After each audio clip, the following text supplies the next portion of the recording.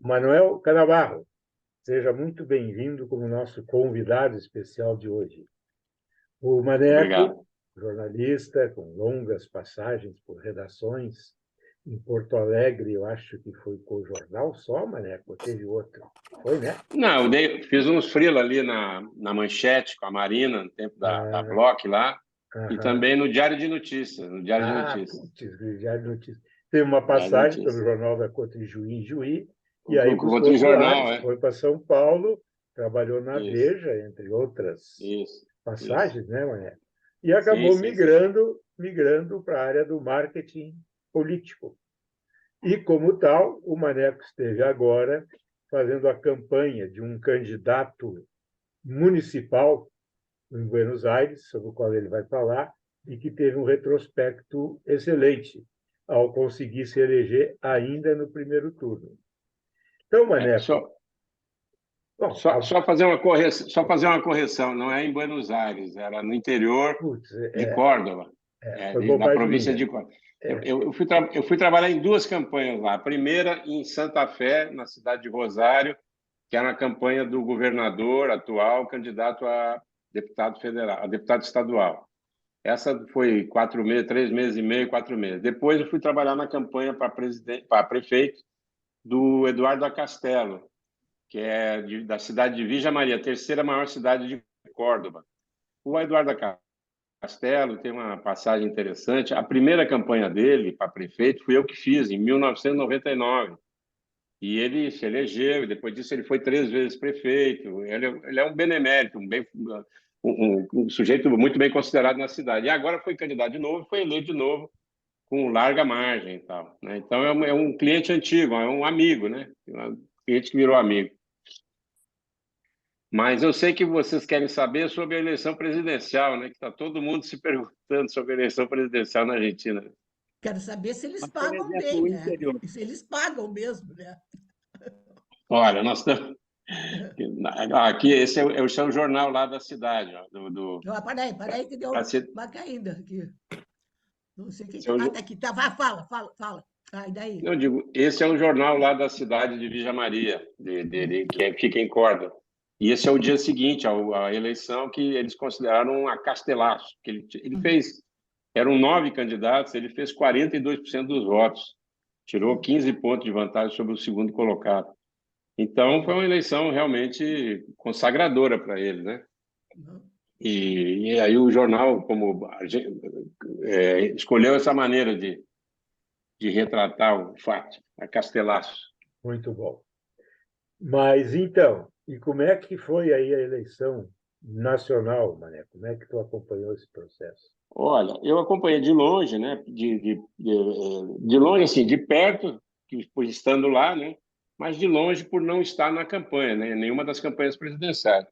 E quando você está dentro de uma campanha, aí você tem acesso às informações realmente quentes, pesquisas sobre os adversários, grupos qualitativos e tal. Então, você sabe muito mais do que, obviamente, estando de fora, mesmo que você esteja dentro do ambiente, aí falando sobre isso. Mas é isso. Então, quer dizer, não tenho muita informação privilegiada sobre a campanha presidencial, absolutamente.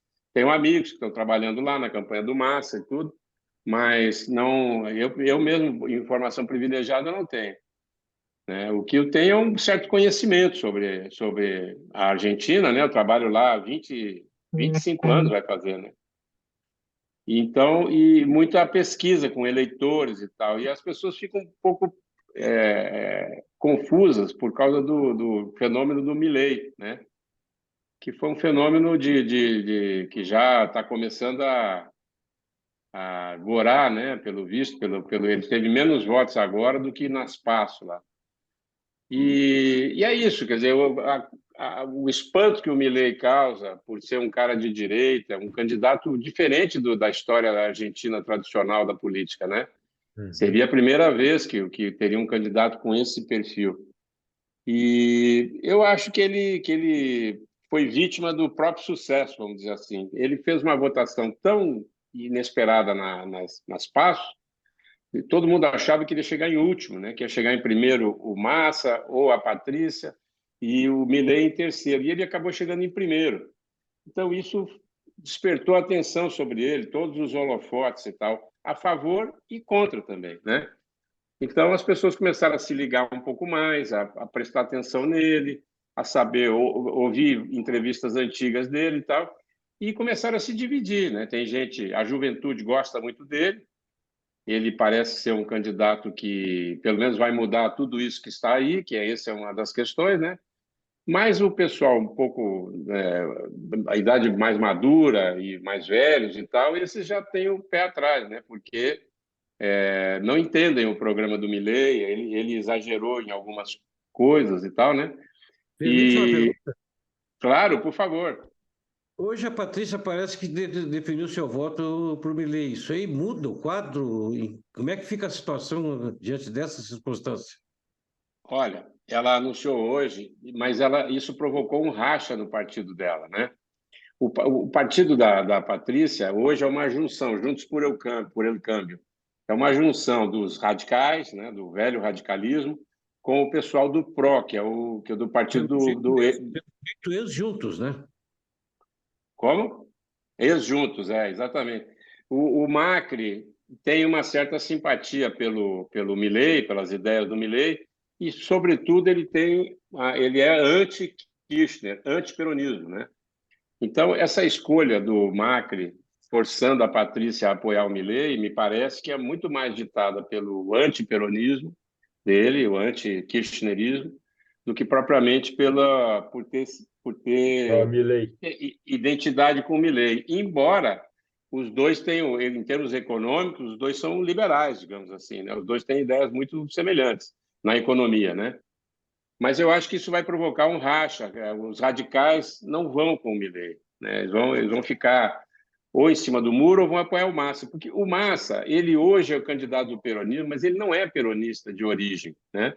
O Massa vem de um outro tipo, a União, a UCD, é um partido de centro-direita que tem simpatia, tem alianças táticas com o peronismo e tal, mas que não é propriamente um peronista, né? E hoje ele veio ocupar a posição de candidato do peronismo justamente pelo cansaço que o peronismo provocou no eleitorado, né? O eleitorado mais jovem da Argentina não viveu a situação de 2001, da crise do De la Rua, mas quem viveu olha para o cenário e está na mesma situação. A Argentina está exatamente no mesmo lugar de 23 anos atrás, né? Com inflação em alta, disparando, descambando para uma hiperinflação, o dólar nas alturas, desemprego crescente, falta de perspectiva e tal. E é a mesma situação do De la Rua, a mesma crise que fez o De la Rua ir embora, saiu pelos fundos da Casa Rosada, né? E 20 anos depois, a Argentina volta para o mesmo lugar, exatamente para o mesmo lugar. E então é isso que o pessoal diz assim, pô, nós tentamos os peronistas, nós tentamos os radicais, né? Tentaram o próprio De la Rua, depois tentaram o Macri, tentamos um outro tipo de peronismo, que é o kirchnerismo, dentro do peronismo, e nada disso adiantou, tudo falhou. Então é nesse nicho que cresce a figura do Milei, que é um cara sem história política, está no seu primeiro mandato de deputado federal, e não tem história política, não tem um partido grande, não tem um partido estruturado. Enfim, é um fenômeno realmente novo na Argentina, que sempre foi de partidos muito estruturados, de partidos, máquinas poderosas, com capilaridade e tal. O partido dele não tem isso, né? E é Ô, nesse nicho Maneco. que ele... Pois não. Não, Maneco, é o seguinte, tu falou em 23 anos atrás, há 23 anos atrás estavam os milicos no poder e inventaram a guerra nas Malvinas para tentar se segurar. O que eles estão fazendo hoje? Não tem os milicos não influem nessa eleição? Não, eu acho que você tem um pequeno equívoco. Nós estamos em 2023. Há 23 anos atrás era o ano 2000, né? 40. É 40. Isso, exatamente. A As ditadura Malvinas acabou foram em antes. 83. As Malvinas foram em 82, 83, exatamente. Quer dizer, depois disso teve Alfonsín, teve Menem, 11 anos de Menem, depois teve o De la Rua, depois teve aquela crise, aquele mês que a Argentina teve 5 ou 6 presidentes, depois veio o governo do Aldi, depois veio o Néstor Kirchner, depois a Cristina, enfim.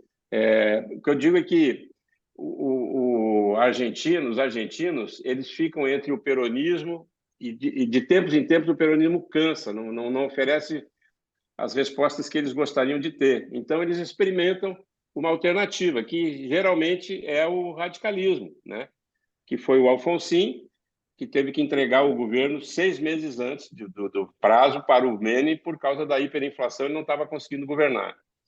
Depois passaram-se 11 anos de Menem, convertibilidade, uno a uno e tal, acabaram com a hiperinflação, mas aí veio a agenda neoliberal do que o Menem impôs e tal, e no final do governo Menem, as pessoas já estavam fartas com ele, porque aquela coisa, modernizou as telecomunicações, mas o preço da conta do telefone estava caríssimo, ninguém podia pagar e tal, né?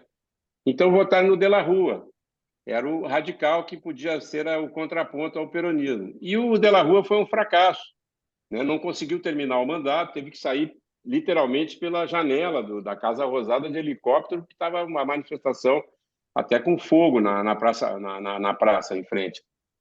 E aí passaram-se mais não sei quantos anos, né? De kirchnerismo, do áudio kirchnerismo, e aí eles, de novo, cansados, votaram no Macri. Uma nova tentativa. Agora já não um radical, mas um filo radical, digamos assim, né? Um sujeito que não é peronista. E o Macri também fraudou, também não entregou o que prometeu, ao contrário. O Macri prometeu o fim da pobreza, o fim da coisa, e a situação piorou. Ele voltou para o FMI.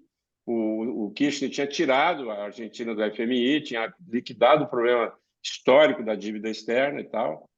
E tudo isso voltou com o Macri, né? O Macri não conseguiu dar a solução que não fosse a convencional de apelar o FMI. Isso, os preços subiram, a pobreza aumentou, então foi uma terceira desencanto dos argentinos com um não peronista. Então, assim, pô, nós estamos fadados a votar num peronismo, nós estamos condenados a ser governados pelo peronismo, né? As pessoas falam isso, as que são antiperonistas, obviamente, né? E aí, o que aconteceu na última eleição? Aconteceu que a Cristina Kirchner, que já estava há muito tempo no poder, teve uma brilhante jogada. Ela inventou, digamos assim, um novo peronista, que foi o Alberto Fernandes, que não era político, não tinha sido candidato e tal, e ela ficou de vice, né? Então, ela saiu da cena principal e, com isso, como que deu uma renovada. É um novo peronismo, não é o kirchnerismo, é um novo peronismo, Alberto Fernandes. E as pessoas votaram nisso. E, na verdade, não era isso. Isso era apenas um jogo de cena, porque o Alberto Fernandes teve muitas dificuldades para governar, entrou em conflito com a Cristina pouco depois de começar o mandato, né? E ainda teve a Covid pelo meio, que foi uma das coisas que atrapalhou ele. Então, é isso, quer dizer, a Argentina está assim, poxa, nós não queremos o peronismo, nós não queremos o kirchnerismo. O kirchnerismo dentro do peronismo, é como se fosse uma facção radical, de esquerda, populista e tal, que no interior não virou mala palavra, virou palavrão, né? Então, por exemplo, nas províncias de Córdoba, na província de Santa Fé, que são as províncias do agronegócio, que é onde tem dinheiro, riqueza, produção agrícola, onde a Argentina é forte, nessas províncias ganhou o Milei, não ganhou o Massa, ganhou o Milei. O Massa foi ganhar em outras províncias menores e fez a diferença em Buenos Aires, que é o grande, digamos assim, curral eleitoral do kirchnerismo, né? A província de Buenos Aires. Mas então é isso, quer dizer, o Milei foi uma tentativa de sair dessa dualidade, né? Peronismo e radicalismo, peronismo e macrismo, mas eu acho que ele exagerou na dose. Ele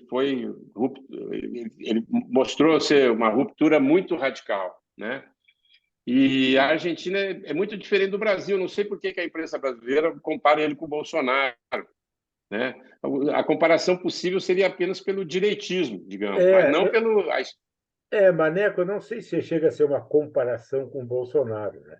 Mas é que certas situações pregoadas pelo Milei se aproximam muito do que o Bolsonaro falou. Você até agora falou, ele era um cara fora da política, né? Não estava tá se apresentando como uma cara de nova política e coisa do gênero. Isso. E, de outro lado, ele deu manifestações de simpatia para o que o Bolsonaro fez enquanto presidente.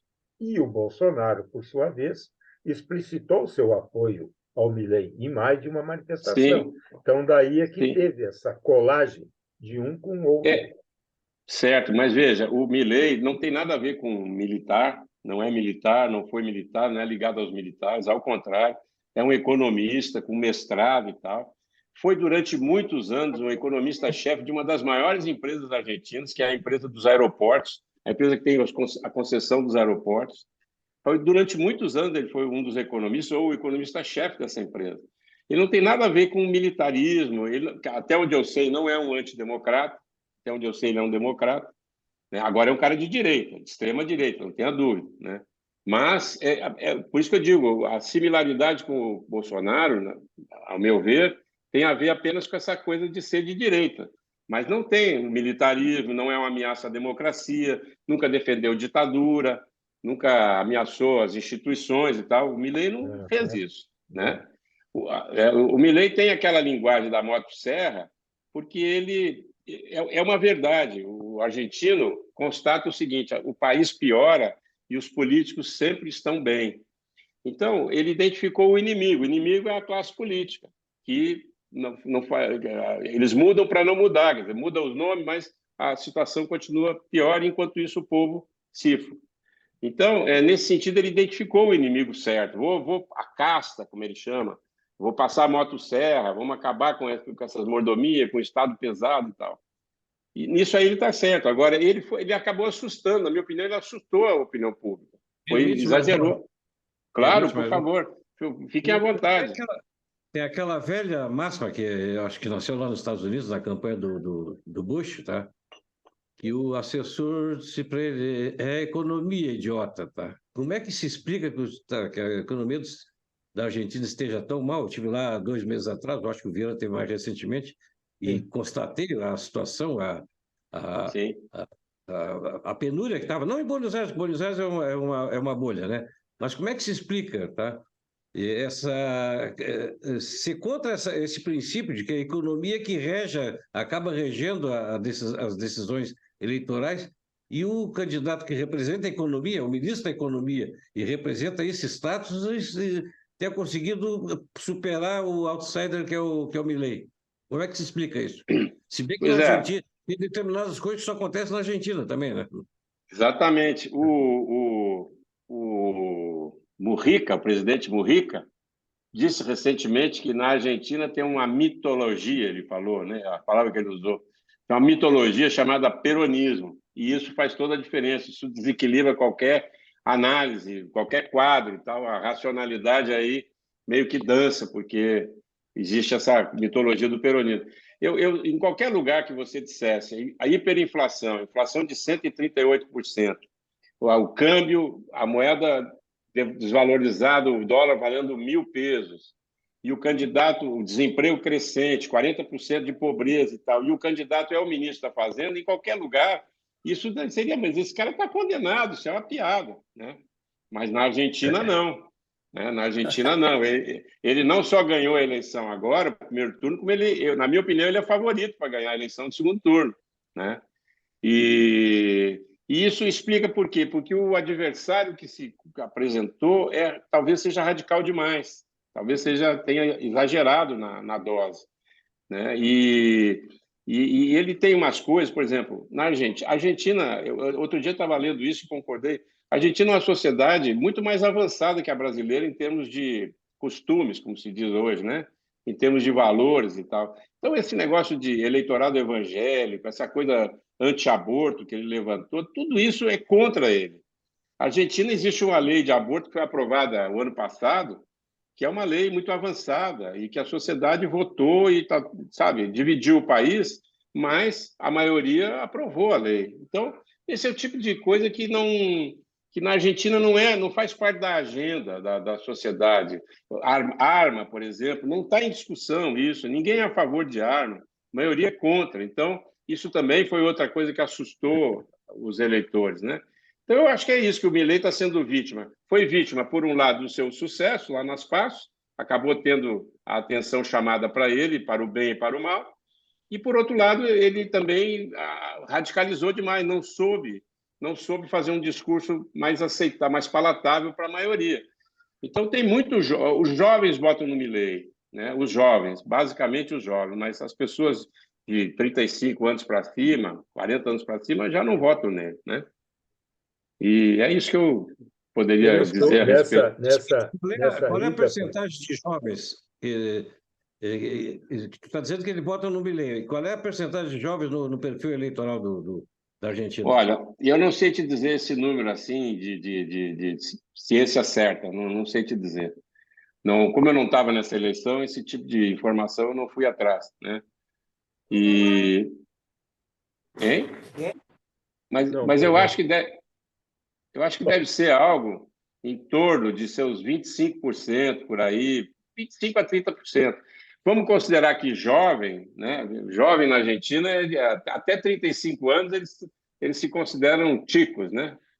E então, só depois dos 35 é que eles começam a ser adultos, digamos assim, né? Então, se você fizer esse corte, né, você vai ver que pode ser que chegue a 30%. E, principalmente, é gente que não viveu a crise do De La Rua, né? Não viu o que foi o De La Rua. Então, pode até achar que o Milei é uma solução, né? Mas é muito contraditório tudo que ele prega, né? Por exemplo, a dolarização. Se justamente o problema da Argentina é a falta de dólares, né? Como é que você vai dolarizar a economia? É uma pergunta simples, uma pergunta óbvia, né? Mas, no entanto, tem muita gente convencida de que ele é a solução porque ele representa uma ruptura com tudo o que está aí, com o establishment político, que muita gente já está cansada dele, né? Acha que não oferece solução. Agora, o Massa tem essa figura. Ele não é um peronista histórico, ele é um peronista recente, digamos assim, e ele tem muito apoio do empresariado. O empresariado dos bancos, principalmente, né? Ele tem muito apoio, né? Então, ele tem apoio da imprensa, né? Quando o fantasma Milei faz com que todo mundo se agrupe em torno do candidato mais confiável, menos louco, né? E é isso que explica. O Milei teve uma votação menor agora do que nas PASO, né? Ligeiramente menor, né? E o Massa aumentou a votação. O Massa teve 28% nas PASO e agora teve 36%. Né? Aumentou. E aumentou o número de pessoas que foi votar também. Nas PASO, que não é obrigatório, né? Foi votar cerca de 69%, acho, 68%. Sim. Maneco, tu está falando no Brasil com brasileiros. Quando tu diz nas PASO, tu está te referindo às prévias. As PASO são primárias, abertas, simultâneas e obrigatórias. É isso que quer dizer PASO. Primárias, abertas, simultâneas e obrigatórias. Então, todos os partidos têm que fazer eleições primárias, elas têm que ser do mesmo dia, elas têm que ser abertas para gente que não é filiada àquele partido, não é só para os filiados, e elas são obrigatórias, todos têm que fazer. Isso para evitar que eu sou peronista, aí o radicalismo vai fazer uma prévia e eu vou lá votar na prévia do radicalismo no candidato mais fraco, para que ele seja escolhido e depois o meu partido ganhe dele. Então, por isso que elas são simultâneas, né, e são obrigatórias, para todo mundo tem que fazer. E agora, isso também mas é uma eleição que não é para valer, entendeu? Você vai votar, por exemplo, a Patrícia Butti foi o único partido que tinha 2 candidatos a presidente verdadeiramente competitivos, que era ela, a Patrícia, e o Larreta, que era o prefeito de Buenos Aires, né? Nos outros partidos, no peronismo, no Libertar Avança, do Milei e tal, não houve disputa, não houve prévia. Foi feita as PASO porque a lei obriga, é obrigatório. Mas, na verdade, não houve disputa, né? E isso é outro fator que cansa também. O eleitor argentino, esse ano, votou várias vezes, porque as eleições não são no mesmo dia. Então, esse ano você teve eleição para prefeito, para vereador, para prefeito, para governador, para deputado estadual, para deputado federal, para senador e para presidente. E isso em épocas diferentes, dias separados, meses diferentes. Então, teve gente que votou 6 vezes esse ano. Foi votar lá em fevereiro para prefeito na sua cidade, aguentou uma campanha política na televisão aberta, com comerciais e tudo. Depois teve que aguentar outra campanha para deputado também, primárias, né? PASO e tal. Aí depois que passou por tudo isso, PASO vai até presidente, né? De prefeito a presidente. Depois, então, agora veio as eleições de verdade, entendeu? De novo, o mesmo ciclo, campanha política, jingle na televisão, comercial, as pessoas estão cansadas disso aí, né? E é overdose, é uma overdose, né? E, então, eu acho que a Passo, não sei, quando a Passo surgiu, eu tinha saído da Argentina, eu morei lá há 4 anos, né? Mas eu já tinha saído, eu não acompanhei bem o processo de criação da Passo, mas era uma exigência para acabar com o caciquismo, né? Os partidos, os caciques decidem os candidatos e tal, não dão margem para as novas gerações, para outros nomes. Então, foi em nome dessa democracia interna que foi criada essa Passo. Mas hoje em dia, sinceramente, eu não vi, tirando a Patrícia Bullrich e o Larreta, não houve nenhuma disputa, nem no peronismo, nem nos outros partidos, não houve disputa. O que me chamou a atenção quando eu estive em Buenos Aires, 40 dias antes das eleições, duas coisas.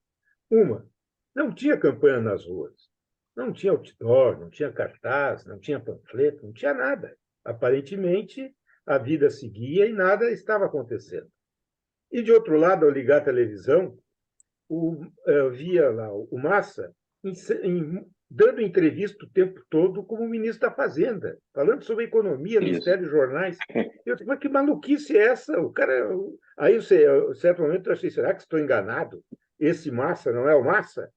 Né? Aí depois eu fui me informar melhor e disse, não, lá na Argentina não tem essa distinção de ter que sair do governo para poder ser candidato. Não, então, não realmente tem, se criou, eu acho que se criou uma coisa esquizofrênica, né? O cidadão é candidato a presidente da República e é ministro da Fazenda. Então, é uma coisa quase inimaginável para nós. Em termos institucionais e de legislação, a questão eleitoral na Argentina é muito diferente do Brasil. O Brasil, na minha opinião, é mais organizado, é mais democrático, é mais organizado, é mais republicano. A Argentina é menos, ela tem um outro regramento, né? Então, na Argentina, por exemplo, você pode fazer propaganda na televisão pagando. Você paga e bota no ar. Não tem horário eleitoral gratuito. Tem, mas é muito pequenininho, é pouco significativo. Não dá para fazer uma campanha. E, simultaneamente, você pode pagar e fazer campanha, né? E a desincompatibilização também não é necessária, né? Então, isso cria uma situação realmente, né? O Massa, nos últimos 40 dias, essa época que você esteve lá, o que o Bolsonaro fez o ano passado aqui em matéria de benesses, pacote de bondagens e, sabe, passar por cima da legislação eleitoral, lá foi feito muito mais, né? Muito mais do que o Bolsonaro, só que lá não era ilegal, lá é legal, se permite, né? Então, ele aumentou a aposentadoria, a véspera do pleito, aumentou uma série de benesses do Estado que escancaradamente eleitorais, né? Eleitoreiras, mas pode, não é ilegal. Então, está valendo, está valendo. A Argentina é bastante diferente nisso aí do que o Brasil, né? O poder... Então, o poder econômico funciona aí nas eleições. Exatamente, o poder econômico funciona muito, muito. A propósito disso, a propósito disso, esses dias eu vi no streaming, eu não sei se no Netflix ou no Prime, tá? Um filme argentino maravilhoso, como todos, tá? Que exatamente é risco duplo, jogo duplo e tal, que trata da campanha eleitoral e o poder econômico, afinal das contas, patrocinando os dois candidatos, tá? E quem faz esse desequilíbrio depois, tá? É exatamente o marqueteiro. Tu chegasse a ver esse filme, em que medida ele retrata a situação argentina?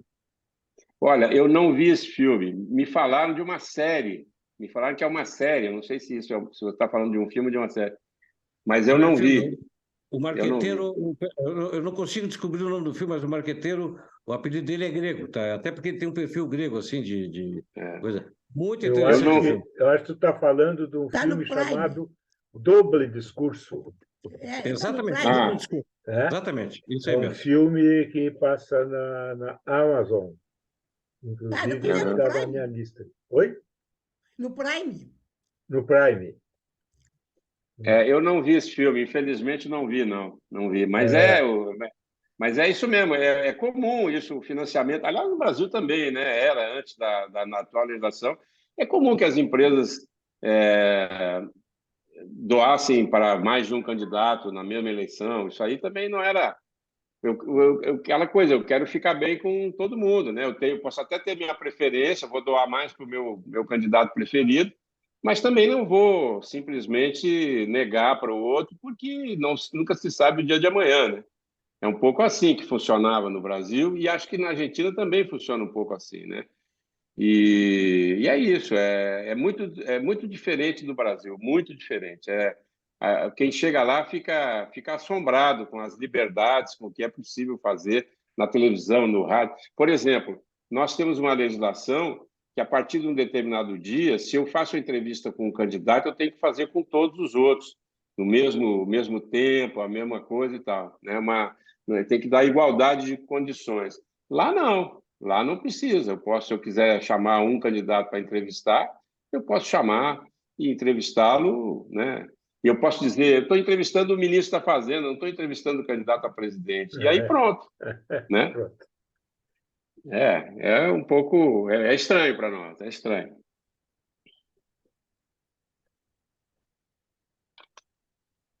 E, simultaneamente, teve a eleição para parlamentar, ou essa foi exclusivamente para a presidência da República? Não, teve parlamentar também. Quer dizer, você diz no mesmo dia? No mesmo dia. Mesmo dia da eleição para presidente? Acho que não, acho que as eleições parlamentares foram antes. Se bem que não, teve eleição Teve eleição parlamentar, sim. Teve eleição, foi eleito não só parlamentar, como também governadores, né? Teve algumas províncias. O próprio governador de Buenos Aires foi eleito agora também, junto, o Kicillof, né? Que é kirchnerista, que é peronista kirchnerista. Ele, inclusive, fez bancada, né? Ele, fez bancada, exatamente. Parece que O de Milei fez bancada. dois representantes para triplicou, quadruplicou. Exatamente. Teve eleição parlamentar, sim, Viana. Teve sim. Tudo junto. Claro. Agora o que o Flávio falou, agora eu me lembro. O partido do Milei não tinha senador, elegeu 7, se não me engano, e tinha 6 ou 8 deputados e elegeu 30, 33 deputados. Ele vai ter peso, vai ter peso na legislatura. Lá é muito diferente. O próprio voto lá é diferente, né? Não sei se vocês sabem, cada partido, cada candidato manda imprimir o seu voto, faz um voto. Um voto é como se fosse um volante de propaganda, né? Então tem a foto do candidato, tem o nome da bancada dele ou dos principais candidatos a deputado dele ou senador e tal. E esse voto é impresso e é distribuído para o eleitor. E no dia da votação está lá no local de votação estão os votos de todos os candidatos. A pessoa pega aquele voto e bota dentro da urna. Não tem que escrever nada, não tem que assinalar. Antigamente, né? Antigamente era assim aqui, né? Tu te fazia a cédula, né? Então, eu fiz o nosso candidato a prefeito lá em Virgem Maria, nós imprimimos a cédula, fizemos a cédula e tal, com a foto dele, com o nome dele, com a relação dos vereadores, candidatos a vereador e tal. É comum isso na Argentina. E cada estado, cada província tem uma legislação diferente do outro. Então, tem lugares em que a cédula é uma coisa gigante, assim, sabe? É uma coisa, é quase um pôster com todos os candidatos ali por linhas horizontais, né? Você tem a fotinho do primeiro candidato a deputado, e outros é diferente, cada um é uma tripa de voto individual. É muito louco o sistema, é muito louco. Não é uniformizado para todo o país, né? Cada província decide do seu jeito. E as datas, por exemplo, uma eleição, Tem tribunal específico? Não tem legislação eleitoral, não tem justiça eleitoral, não tem nada disso.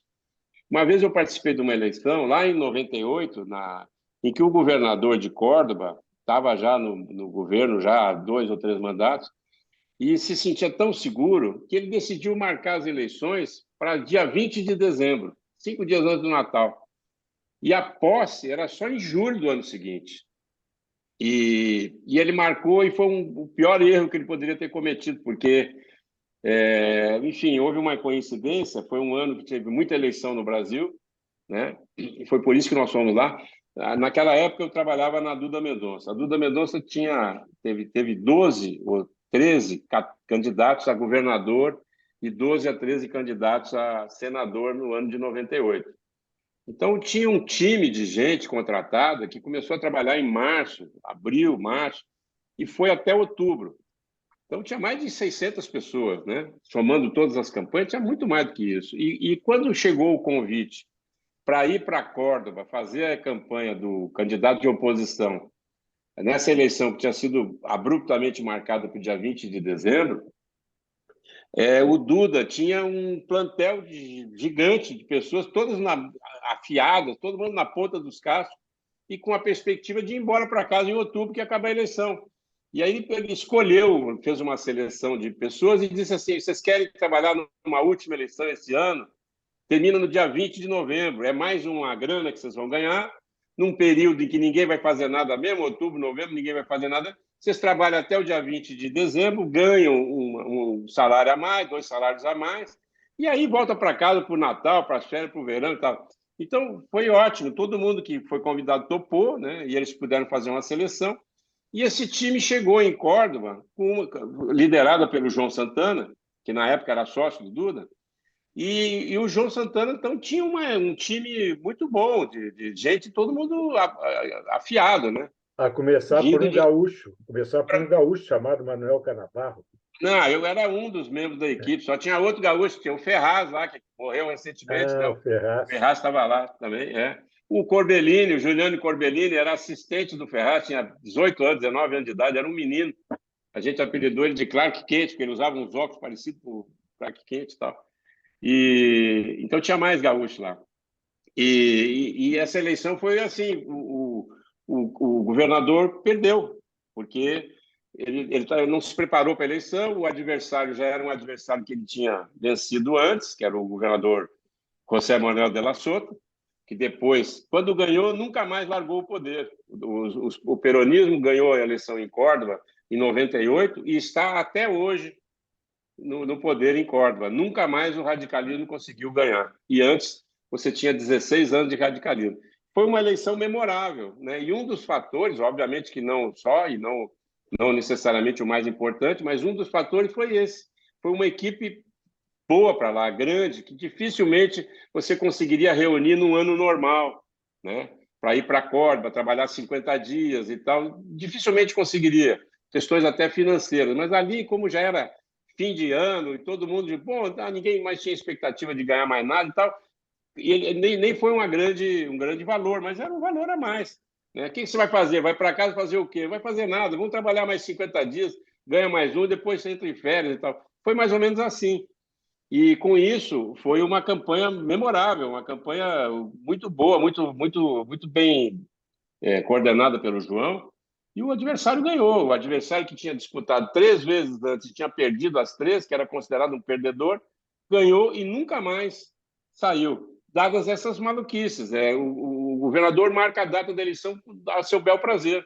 Não tem nada que diga qual é o dia da eleição. Tanto que o De la Sota ganhou no dia 20 de dezembro e só foi assumir no dia 7 de julho do ano seguinte.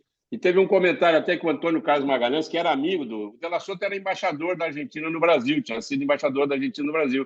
Então, ele era amigo do Antônio Carlos Magalhães, entre outros políticos. E quando o Antônio Carlos soube da diferença entre a eleição e a posse, ele fez o seguinte comentário: mas isso aí dá para quebrar 3 vezes o Estado para entregar para o adversário o Estado quebrado, né, se você perde a eleição. E, de fato, realmente, era um tempo, uma coisa, né, que não é usual aqui no Brasil. O Brasil tudo tem regra. Tem dia para eleição, tem dia para posse, tem dia para... Tem tudo, né?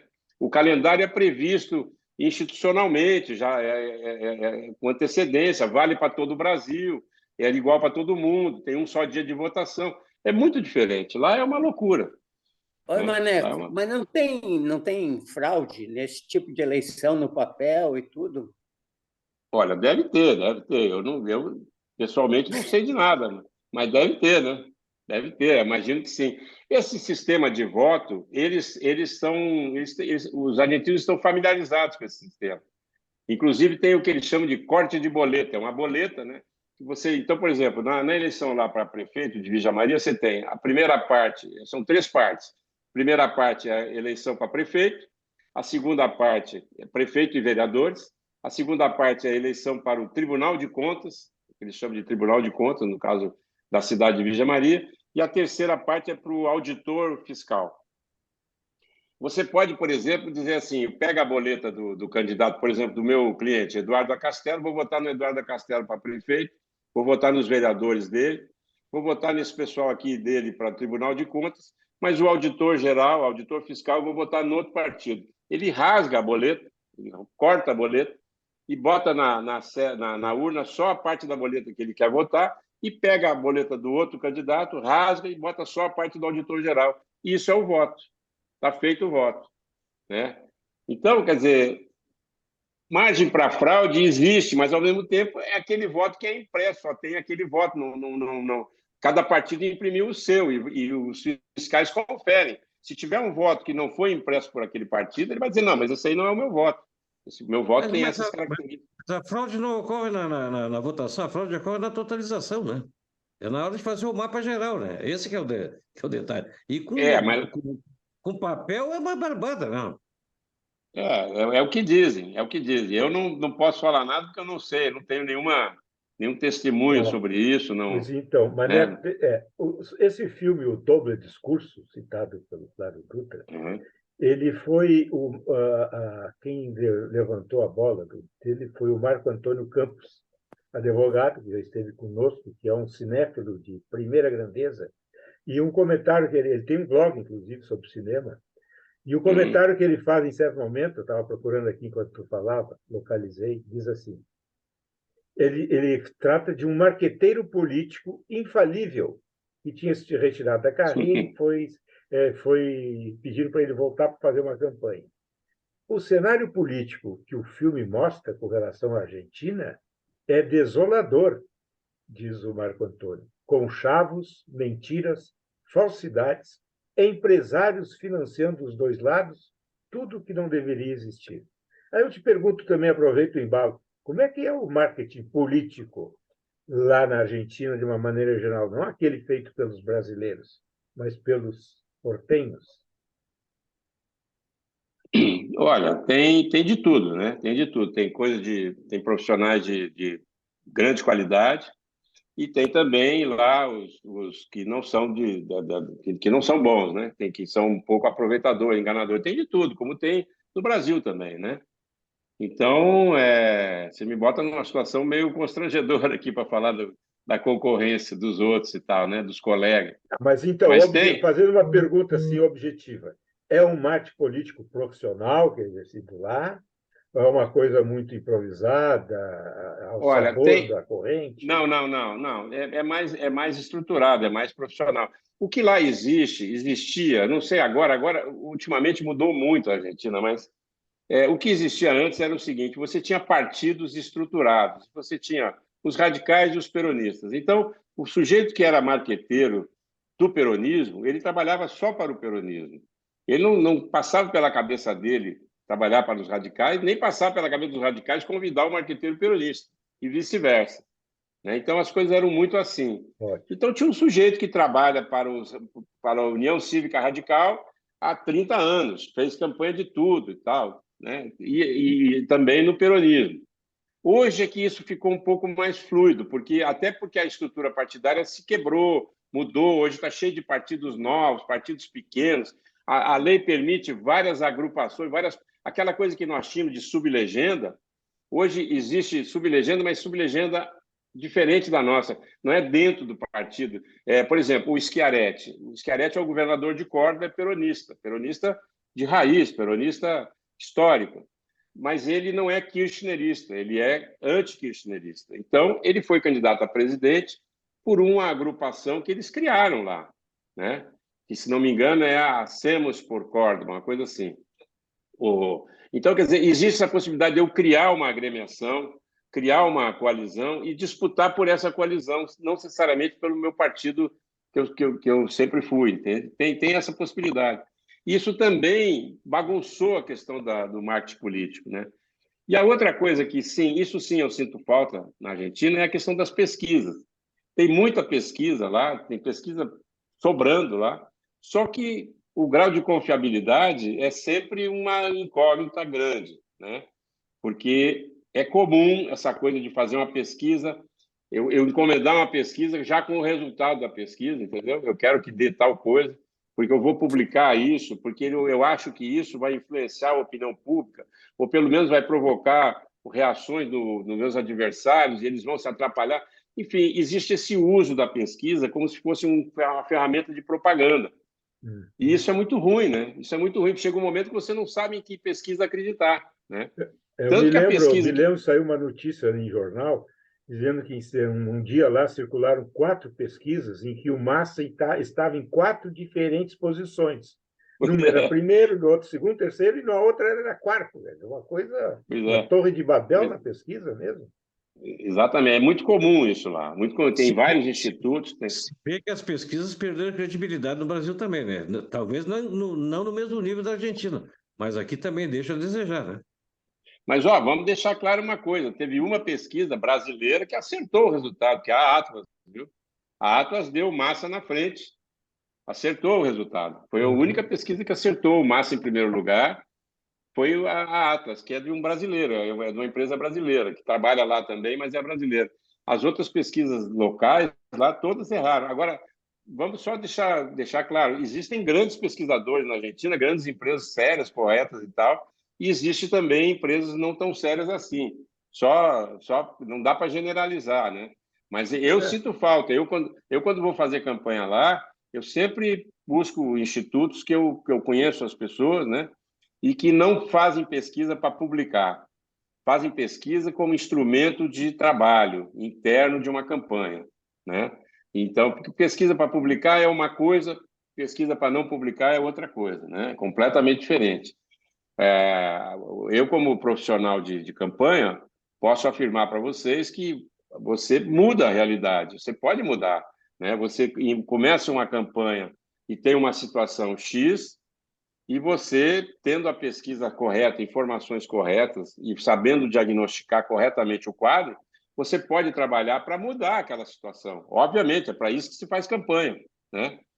Então, não é que a realidade é imutável, tá? Uma pesquisa, né? Senão, como dizia o Duda Mendonça, não precisa fazer eleição. Faz uma pesquisa e bota quem estiver na frente e elege o cara lá, né?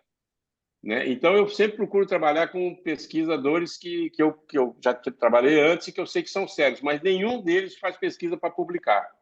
Quem faz pesquisa para publicar está atrás, às vezes, de outras coisas, de notoriedade, enfim, maior facilidades comerciais, eu não sei exatamente por quê, mas eu não trabalho com pesquisa para publicar. Essa coisa de... Por exemplo, os políticos fazem isso. Um governador tem uma campanha para prefeito no estado todo, na província inteira. Então, eu contrato um instituto de pesquisa com um renome para poder dizer para o prefeito: olha, fiz uma pesquisa lá na tua cidade, você está em primeiro disparado, pode divulgar lá.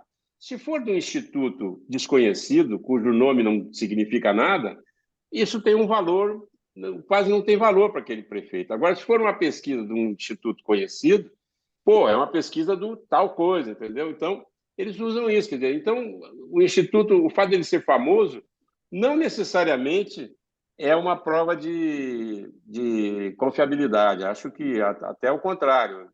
Tem muito pesquisador importante que ninguém sabe o nome, porque a pesquisa dele ele faz para dentro, faz para ajudar os profissionais, né? Maneco, já que os colegas aqui são meio tímidos para fazer pergunta, eu estou atropelando. Mas a Tudo bem, pergunta está em você é um aberto. grande líder.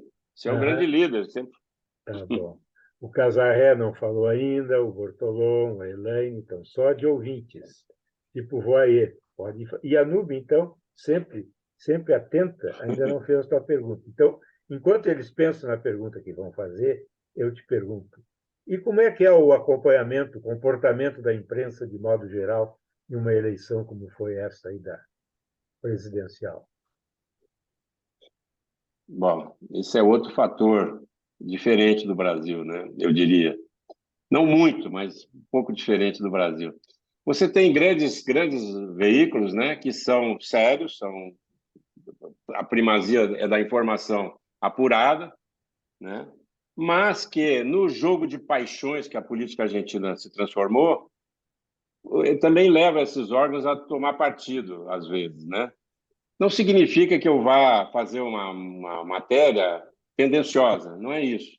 Mas eu tenho o lado, né? Eu tenho o lado. Então, a imprensa argentina hoje, os grandes órgãos de imprensa, La Nación, Clarín, Página 12 e outros, todos têm as suas predileções, né? Todos têm as suas preferências. E isso não quer dizer que o noticiário seja tendencioso, mas, né, tem esse viés, né? E tem também aqueles, como tem no Brasil, também tem aqueles veículos, agora com a internet, então, o que surge de veículo fake, né, criado ontem, por exemplo, se fosse lá em Cachoeira, sabe, cachoeira.com, Cachoeira Já, Cachoeira Eleições 2023, o cara cria um órgão que nunca ninguém ouviu falar, que não tem história e tal, mas que publica matéria, publica pesquisa, dá entrevista, publica lado B, né? Ataca os adversários e é lá, é o cachoeira.com, Cachoeira Já, entendeu? E lá existe muito isso, claro, se faz muito. Não é só lá, hoje em dia é discriminado isso, discriminado, é disseminado isso, né?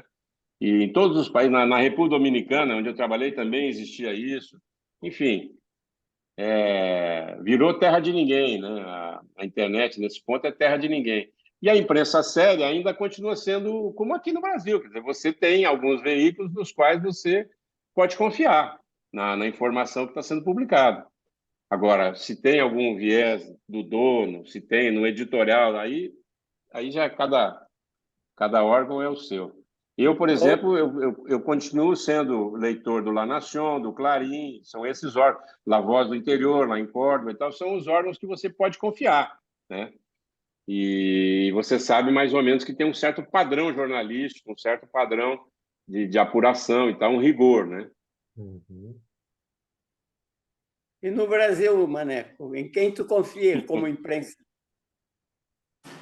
Também também nos grandes órgãos, nas grandes empresas, Estadão, Folha, Globo, enfim, esses aí, né? Esses aí são os que dá para confiar. E você tem hoje uma miríade de veículos alternativos, né? E que são sérios também. Você tem lá a agência pública, você tem lá como é que chama? Aquele que era do Green... Intercept, exatamente, Intercept. Tem iniciativas de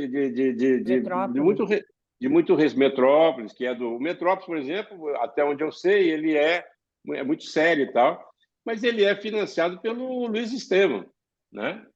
Uhum. Então, a informação que eu tenho é essa, né? E o que não quer dizer que os profissionais que estão lá não sejam bons. Eu nem conheço o Guilherme, agora me fugiu o sobrenome dele, mas me parece ser um cara muito sério, né? Enfim, tem de tudo aí, né? Tem de tudo. Hoje em dia não é mais assim, pão, queijo. Você tem que buscar saber a história daquele veículo, quem é que está por trás, enfim, qual é o objetivo. Mas tem veículos sérios, né, Geraldo? Tem veículos sérios. Agora, grande imprensa, eu ficaria Valor, Globo, Folha, Estadão para alguma coisa, não muito, Estadão menos, eu confio menos. E é isso. Na verdade, os marqueteiros... Desculpe, só os marqueteiros aprenderam a se virar sem a imprensa, né?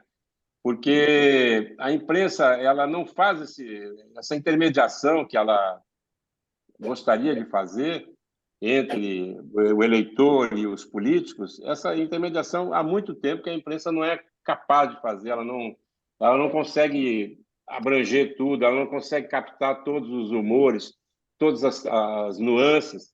Então, você com pesquisa, com um grupo qualitativo, com pesquisa, você sabe muito mais do que o que a imprensa está dizendo. Você sabe com meses de antecedência o que vai acontecer. É possível saber com meses de antecedência a tendência, né? Obviamente que se você sabe que a tendência é tal e você quer que aquilo não aconteça, então você trabalha para que aquilo não aconteça. E pode ser bem sucedido. Mas você fica sabendo com meses de antecedência. Essa é a verdade. Elaine. Eu queria fazer só uma... Eu quero aproveitar só uma coisa. Aproveitando a quantidade de cachoeirenses que tem por metro quadrado aqui, Como vocês explicam o prefeito de Cachoeira, o José Germano, José Otávio que Germano. continua se elegendo?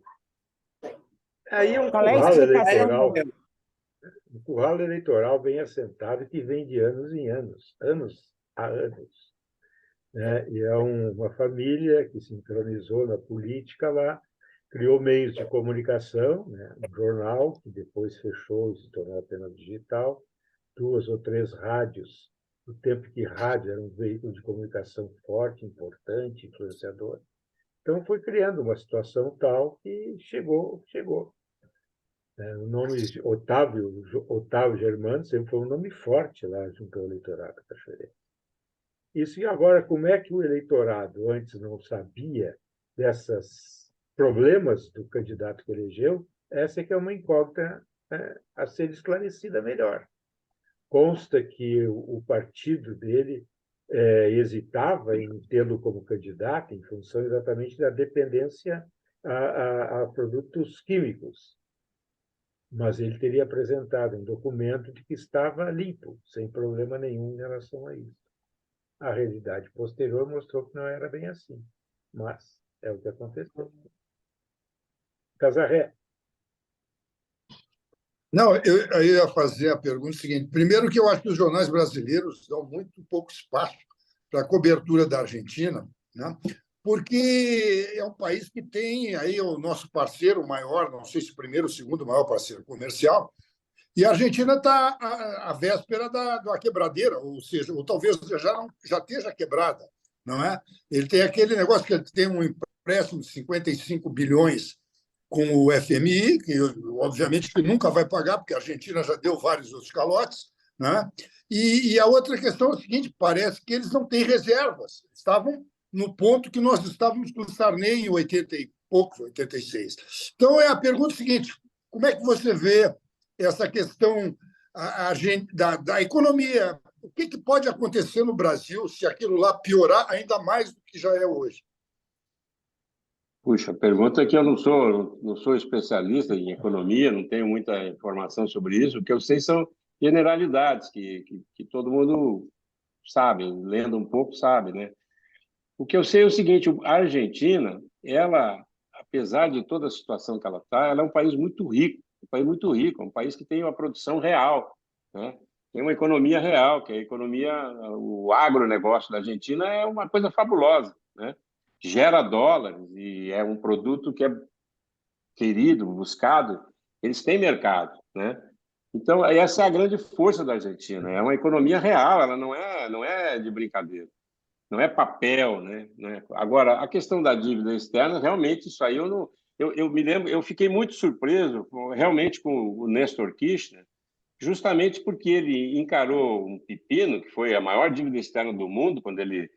Né, ele era um presidente fraco, né? Ele disputou a eleição com o Menem, os dois foram para o segundo turno, e era o sujo e o mal lavado, né? Como se dizia antigamente. Então, a tal ponto que o Menem desistiu de disputar o segundo turno. E o Néstor Kirchner foi eleito presidente com 27% dos votos, algo assim, 27, 26, por aí. Então, ele assumiu, ele era um presidente, em princípio, um presidente fraco, né? A maioria do eleitorado não teria votado, não tinha votado nele. E ele assumiu com aquela maior dívida externa do mundo, era uma dívida impagável, 150 bilhões, uma coisa assim. E ele fez uma coisa que, para mim, foi uma surpresa, que foi ele peitou a dívida, ele peitou os credores.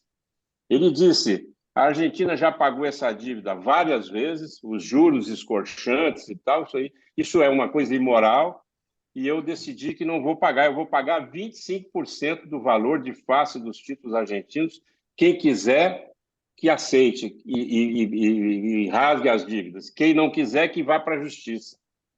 E essa jogada que todo mundo dizia que era um suicídio, que era o default, era o caminho para a Argentina ser banida do mercado de crédito nacional e tal, na verdade não foi isso, né? 75%, eu acho, ou mais dos credores aceitaram o negócio, porque sabiam que já tinham recebido, sabiam que não iam receber o valor de face, aquela dívida era uma dívida, né, muito mais no papel do que real e tal. e aceitaram aquilo. E com isso, o Kirchner, isso é que explica o Kirchner ter ficado até hoje, ter eleito a mulher e tal. Ele realmente tirou a Argentina de uma encalacrada. A Argentina estava quebrada, tecnicamente, né, com o FMI e tal, dívida externa. E ele conseguiu fazer isso, né? E foi uma surpresa. Cresceu no meu conceito. Eu tinha uma má opinião sobre ele. Ele era um político provinciano de Santa Cruz, governador de Santa Cruz, que é uma província pequena e tal. Enfim, ele não tinha importância na política argentina, muito menos dentro do peronismo. E acabou eleito por essa circunstância e fez essa jogada, na minha opinião, se transformou num estadista, né? Mas aí deu origem ao kirchnerismo, que é outra coisa, sem ele, né? Mas o fato é que a Argentina já viveu essa situação e já saiu dela, né? Então, eu não saberia te dizer agora, não tenho conhecimento técnico suficiente para saber como é que faz agora. Eu sei que eles têm economia real suficiente para gerar dólar. Eles têm a produção agrícola deles, é fantástica, né? O Geraldão sabe muito mais do que eu sobre isso. Eles têm uma terra, aquela pampa úmida, é uma coisa, uma produtividade que bota no chinelo a brasileira, não precisa, não é que bote no chinelo, mas não precisa usar tantos corretivos, não precisa usar, né, corrigir o solo e tal, eles simplesmente usam adubos e alguns defensivos, né? Mas não precisa, enfim, e a produtividade é altíssima, né? E então eles têm essa economia real. Quando alguém falou aí que Buenos Aires é uma bolha e tal, mas eu penso o contrário. Eu conheço bastante o interior da Argentina, eu penso o contrário. Eu acho que o interior da Argentina é que é totalmente infenso. Essa crise argentina, ela está no chamado conurbano bonaerense. É a Grande Buenos Aires, Buenos Aires e a Grande Buenos Aires, né? Que tem aí, acho que 30% do eleitorado, uma coisa assim. E é onde existem, onde tem desemprego grave, onde existe muito subsídio, muita isenção, tudo é subsidiado e tal. A gasolina é mais barata, a passagem de ônibus é mais barata, tudo é mais barato do que para o interior. E é isso que provoca a revolta do argentino do interior, né? Porque eles pagam gasolina mais caro, o ônibus, tudo é mais caro para quem é do interior, porque é subsidiado para o bonaerense, para o portenho e tal. É aí que está o clientelismo do kirchnerismo, né? Essa massa de gente que vive desses subsídios, desses planos, chamados planos sociais, é aí que tem uma massa de eleitorado fiel ao kirchnerismo, né? Então, eu acho isso. A Argentina é um país muito rico. Ela tem condições de sair facilmente do aperto, né? Porque ela tem uma economia real, ela gera dólares, né? Então, é uma questão de equacionar essa dívida, chamar os credores, enfim, aí fazer política, né?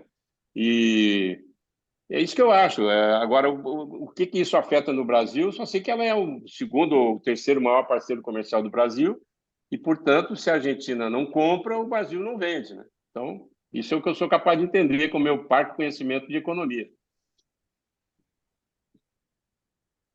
Até está sendo dito que houve uma grande seca esse ano e prejudicou Sim. muito o crescimento da economia, mas, em contrapartida, o ano que vem se apresenta como altamente promissor, o que fará com que a economia consiga dar, né, um up nela e, com isso, beneficiar aqui a própria economia brasileira, a de Santa Catarina, entre elas.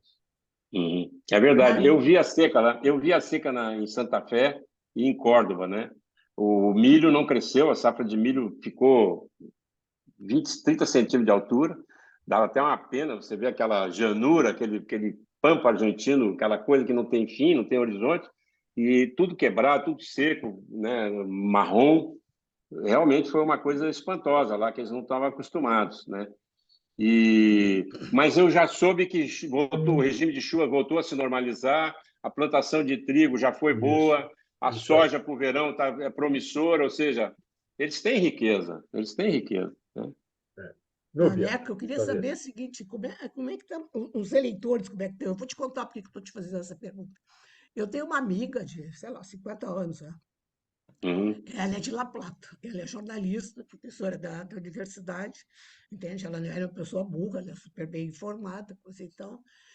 Eu não aguento mais os áudios que ela me manda. Ela me manda áudio de 20 minutos, mas histérica com essa eleição, que eles estão numa encruzilhada, que não é possível vir mais um peronista, que ela achava que ela ia morrer com o fim do peronismo, e não, o peronismo continua vivo, e que esse Massa já passou por tudo quanto é partido, que faz isso, que faz aquilo, que não sei o quê. Então, eu fico imaginando se a Argentina está naquele mesmo clima que a gente estava em 2018, né? Todo mundo dividido e batendo boca e quase se estapeando, né? Então, eu não sei, porque eu só falo com ela todos os dias. Agora, eu vi que ela me mandou outro Sei. áudio, né? Eu pensei, ai, meu Deus, entendeu? Então, é por isso que eu estou te perguntando como é que tem esse clima, não é? É, Os eleitores, né? tem uma parcela importante do eleitorado argentino que não suporta o peronismo e o kirchnerismo, especialmente, né? E então esse pessoal é o pessoal que vota no Milei, que vota na Patrícia Bullrich, que não vota, não vai votar, né? Então isso explica, né? Eu considero uma parcela importante, considerável da eleição e diria que o segundo turno, apesar de eu achar que o Massa é favorito, não tá fechado. O segundo turno está em aberto. Muita coisa pode acontecer ainda porque existem esses elementos aí. O kirchnerismo é odiado na Argentina, sobretudo na Argentina produtiva, na Argentina que trabalha, na Argentina agrícola e tal. Eles são considerados inimigo número um, né? Querem escorraçar. É possível que o kirchnerismo diminua bastante, mas com a vitória em Buenos Aires, que é a grande fortaleza deles, eles vão manter a província de Buenos Aires, né? E que é muito importante, que é rica e com né, eleitorado forte e tal. Então, não é dessa vez que o kirchnerismo vai morrer, ele vai ficar... digamos que um paralelo seria, um paralelo assim, com todas as ressalvas, seria os tucanos à medida em que foram perdendo e foram ficando só com São Paulo, né? Era só com São Paulo, mas é São Paulo, né? Não é que é só com São Paulo, é com São Paulo. Então, eu acho que o kirchnerismo vai ficar com a província de Buenos Aires e isso dá fôlego suficiente para ele se manter. Mas vai haver uma discussão dentro do peronismo sobre isso, né?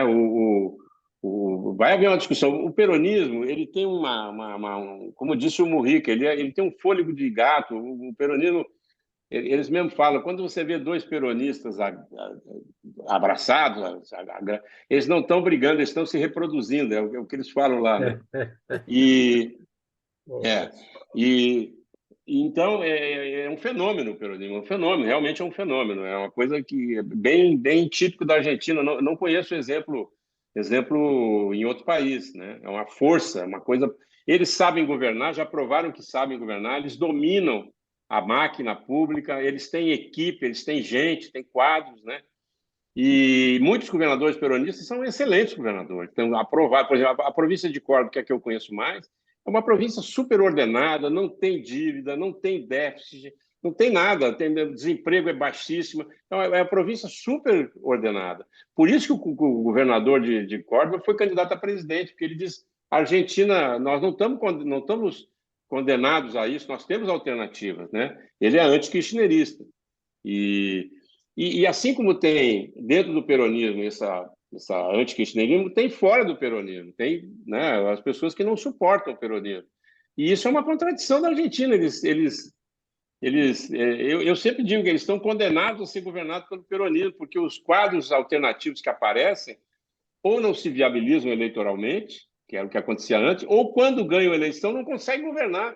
Você tem 3 exemplos aí em 30 anos. Você tem o Alfonsín, você tem o De la Rúa e tem o Macri. Nenhum dos 3 conseguiu fazer um governo decente. O Alfonsín e o De la Rúa entregaram no meio e o Macri foi até o fim ali, a pau e corda, como dizia meu pai, a pau e corda, né? Então, e perdeu a eleição, não conseguiu fazer o sucessor. Então, quer dizer, peronismo acaba sendo o que domina a política argentina, e nas províncias também. Nas províncias também. Ô, Maneco, tu já trabalhou como marqueteiro em Buenos Aires, quer dizer, numa eleição presidencial, não? Não.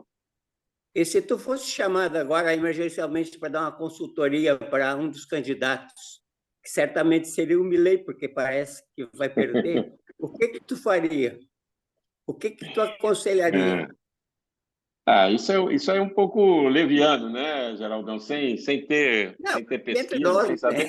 Aqui, é aqui entre nós e o YouTube, né? É, é, não Né? é Entre nós e o cauteloso. YouTube.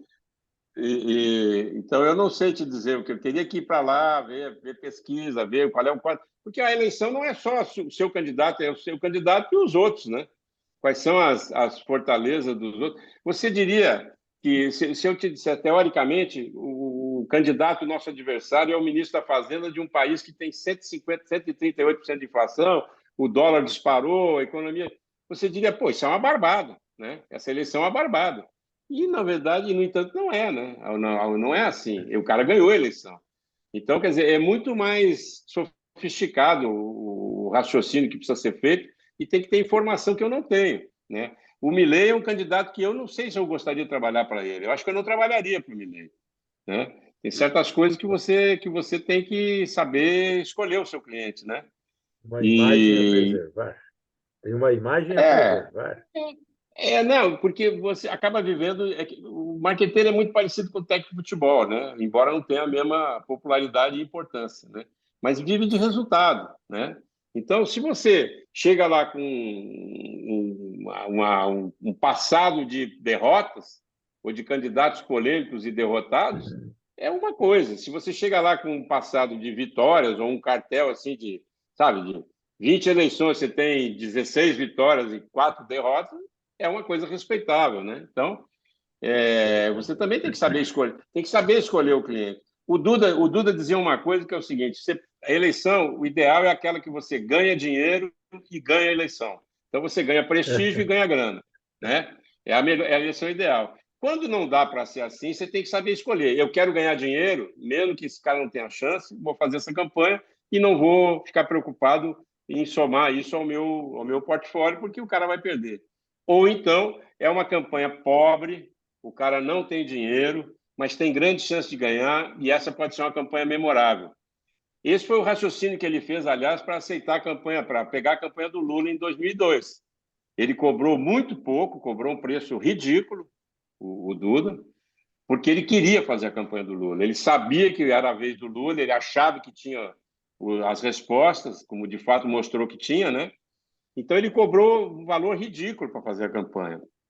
E assim mesmo deu problema, porque, né, quando chegou no segundo turno, perguntaria o preço do segundo turno, ele falou, é o mesmo do primeiro turno, que já tinha sido baixo, né?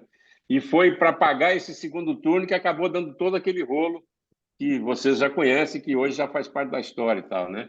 Foi por causa desse segundo turno. Mas o Duda era um cara que fazia esse tipo de raciocínio, e eu aprendi com ele muito, né? Aprendi muito com ele. Então, eu escolheria o candidato. Eu não sei se eu pegaria uma campanha do Milei. Acho que eu não pegaria, não. Mas não, como não foi ofertado concretamente, é uma coisa hipotética, né? A gente está falando sobre hipótese. Muito Agora, bem. o Massa, eu acho que era uma bela de uma campanha, porque apesar de todos os problemas, ele teria o que dizer para o eleitorado. Como, aliás, uma equipe de marqueteiros brasileiros que está fazendo a campanha dele. Não só brasileiro, tem também. Sempre lá é uma coisa mesclada, né? Eu já trabalhei em outras campanhas, inclusive em Buenos Aires, Geraldão, mas assim, no segundo turno, no Scioli e tal, não sei o quê. E é sempre uma mistura, eles contratam muita gente, várias consultoras, vários assessores, e aí fazem uma espécie de concorrência na hora ali para ver quem tem a melhor ideia. É uma coisa confusa, é muito confuso lá. E é pouco assim o que diz assim, eu contratei esse marqueteiro, vai ser essa empresa e vai ser ele e tal. Se tiver ruim, eu troco de marqueteiro, mas não vou ficar querendo, né, mudar o cara e tal. Lá em Buenos Aires é bastante complicado, porque é poder, né? Muito poder, muita coisa em jogo. Então, mas a equipe que está lá é uma equipe de brasileiros, está indo muito bem, conseguiu dar alguma viabilidade para o Massa, né? O discurso para o Massa, deu discurso para ele, porque ele estava sem discurso, ele estava derrotado por essa coisa da inflação, da economia quebrada, do desemprego, do dólar e tal, e ele conseguiu um discurso, né? É evidente, ele faz um ano que ele assumiu o ministério, ele não é peronista, kirchnerista, ele nunca foi do governo, não era do governo antes. Então, ele tem sempre esse... E foi isso que ele acentuou nos últimos 20 dias, um mês ele acentuou. Este governo não é o meu governo. No meu governo vai ser diferente. E, obviamente, que ele negociou internamente isso com a Cristina e com o kirchnerismo para poder dizer essas coisas, né? Claro. Porque nós temos exemplos de campanha que o sujeito indica um sucessor, mas fica em cima do sucessor, não deixa o sucessor dizer as coisas que têm que ser ditas para cativar o eleitorado, que o eleitorado quer ouvir, porque ele fica achando que tudo é uma crítica a ele. Qualquer crítica é uma crítica a mim e tal. Então, com isso, ele engessa o candidato e é o caminho certo para a derrota. Isso aí, já conheço vários exemplos assim, né? E lá ele deve ter negociado, porque ele tem dito... Eu vi ele dizer, este governo não é o meu governo. Peço desculpas pelos erros que estão sendo cometidos. Ele fala assim, né? E com isso ele consegue se distanciar um pouco da atual situação, né? Maneco, grande conversa, ótima, muito boa mesmo, mas o tempo nos Muito bem. atropela. Então, queremos agradecer essa tua disponibilidade, a sua isso. atenção para conosco, conhecimento riquíssimo que tu tem sobre um momento tão importante do nosso continente, né? Então, muito obrigado. Eu que agradeço, gente. Para mim é um prazer, é uma honra falar para os colegas aí. Um abraço. Voltaremos Gente a querida, conversar. gente amiga. Isso aí. Tá bom. Tchau, pessoal. Tchau.